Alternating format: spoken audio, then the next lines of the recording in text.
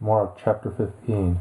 Immediately in the morning the chief priests with the elders and scribes and the whole council held a consultation and bound Jesus and carried him away and delivered him up to Pilate.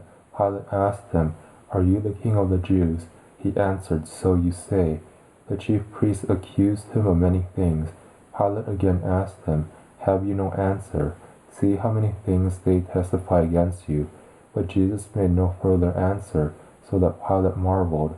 Now at the feast he used to release to them one prisoner, whom they asked of him. There was one called Barabbas, bound with his fellow insurgents, men who in the insurrection had committed murder. The multitude, crying aloud, began to ask him to do as he always did for them. Pilate answered them, saying, "Do you want me to release to you the king of the Jews?" For he perceived that for envy the chief priests had delivered him up. But the chief priests stirred up the multitude that he should release Barabbas to them instead. Pilate again asked them, "What then should I do to him whom you call the king of the Jews?" They cried out again, "Crucify him." Pilate said to them, "Why, what evil has he done?" But they cried out exceedingly, "Crucify him." Pilate, wishing to please the multitude, released Barabbas to them and handed over Jesus, when he had flogged him, to be crucified. The soldiers led him away within the court, which is the praetorium, and they called together the whole cohort. They clothed him with purple, and weaving a crown of thorns, they put it on him. They began to salute him, "Hail, King of the Jews!" They struck his head with a reed, and spat on him, and bowing their knees, did homage to him.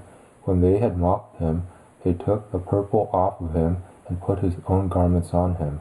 They led him out to crucify him. They compelled one passing by, coming from the country, Simon of Cyrene, the father of Alexander and Rufus, to go with them, that he might bear his cross. They brought him to the place called Golgotha, which is, being interpreted, the place of a skull. They offered him wine mixed with myrrh to drink, but he didn't take it. Crucifying him, they parted his garments among them, casting lots on them, what each should take. It was the third hour, and they crucified him. The superscription of his accusation was written over him, "The King of the Jews." With him they crucified two robbers, one on his right hand and one on his left. The scripture was fulfilled which says, "He was counted with transgressors." Those who passed by blasphemed him, wagging their heads and saying, "Ha, you who destroy the temple and build it in 3 days, save yourself and come down from the cross." Likewise also the chief priests, mocking among themselves with the scribes, said, "He saved others, he can't save himself. Let the Christ, the King of Israel, now come down from the cross, that we may see and believe him." Those who were crucified with him also insulted him. When the 6th hour had come, there was darkness over the whole land until the 9th hour. At the 9th hour Jesus cried with a loud voice, saying, "Eloi, Eloi, lama sabachthani," which is being interpreted, my God, why have you forsaken me?" Some of those who stood by when they heard it said, "Behold, he is calling Elijah." One ran, and filling a sponge full of vinegar, put it on a reed and gave it to him to drink, saying, "Let him be. Let's see whether Elijah comes to take him down." Jesus cried out with a loud voice and gave up the spirit. The veil of the temple was torn in two from the top to the bottom. When the centurion who stood by opposite him saw that he cried out like this and breathed his last, he said, "Truly this man was the Son of God." There were also women watching from afar, among whom were Mary Magdalene, and Mary the mother of James the Less and of Joseph, and Salome, who when he was in Galilee followed him and served him, and many other women who came up with him to Jerusalem.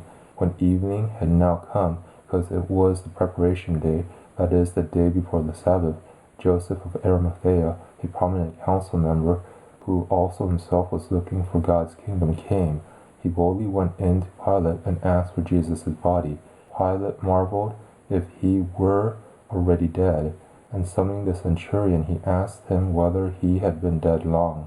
When he found out from the centurion, he granted the body to Joseph. He bought a linen cloth, and taking him down, wound him in the linen cloth, and laid him in a tomb which had been cut out of a rock. He rolled a stone against the door of the tomb. Mary Magdalene and Mary, the mother of Joseph, saw where he was laid.